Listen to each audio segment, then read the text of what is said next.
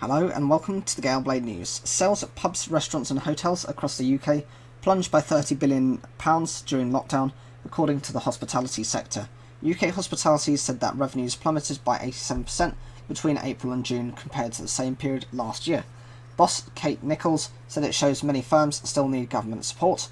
The trade body says sales for the 3-month period came to £4.6 billion, £29.6 billion lower than in 2019.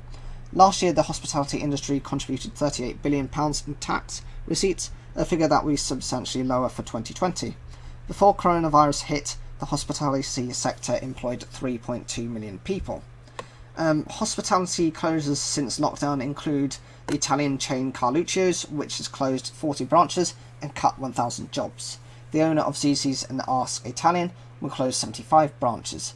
Frankie and Benny's owner could close up to 120 sites, and sandwich chain Pret-a-Manger has said it will cut at least 1,000 jobs. While some pubs sold takeaway meals and drinks during lockdown, many were closed from the 23rd of March until the 4th of July. Kate Nichols, a chief executive of UK Hospitality, said the dramatic fall in sales demonstrates government assistance for the industry's 65,000 businesses is vital. These figures substantiate over message that businesses still need more support from government if we want to avoid more business failures and job losses. While it's great that some businesses are trading again, for many opening their doors remains unviable, while some parts of hospitality are still legally required to stay closed, she said. Graham Bowett runs the Five Lamps pub in Derby. His 15 staff were furloughed during lockdown, but the pub didn't qualify for the government's business support grant. He said the pub decided offering takeaway meals wouldn't work, so there was zero revenue coming in for 3 months, although he did get a rent holiday from the owner. Our chef had just put on a new menu that was quite fancy, and you couldn't serve it out of plastic containers, he said.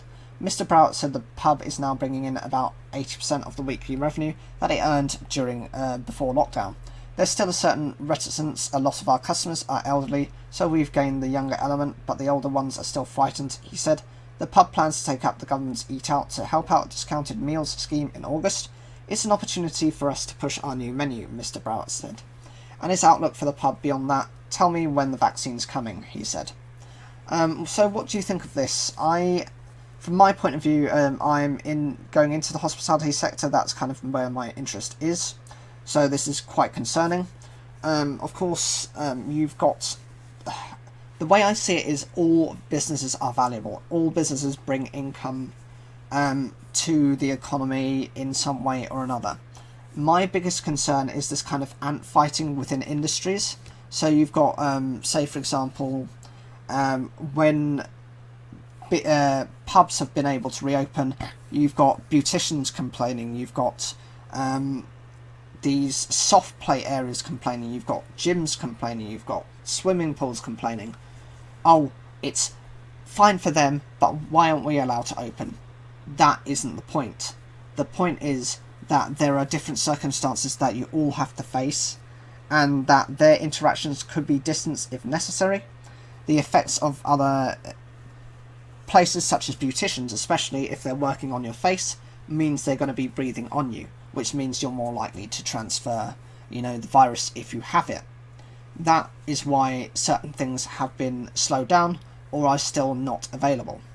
This is why it concerns me when people start shouting down other industries to say, oh, that's not fair. Well, the virus isn't fair. It doesn't discriminate in that respect. Industries that are lucky enough to have the space and the facilities, or especially like tech firms where you don't have to be face-to-face, have gained the highest advantage during this time. There will always be winners and losers. That is the reality of life. And it's, you can whinge and whine as much as you want. These business owners, what happened to having any sort of resilience, being able to kind of weather any storm and actually trying to support yourself in these times and your industry, rather than complaining about everyone else's situation? Whatever you think, leave your comments down below. Like the video if you enjoyed it, and don't forget to subscribe.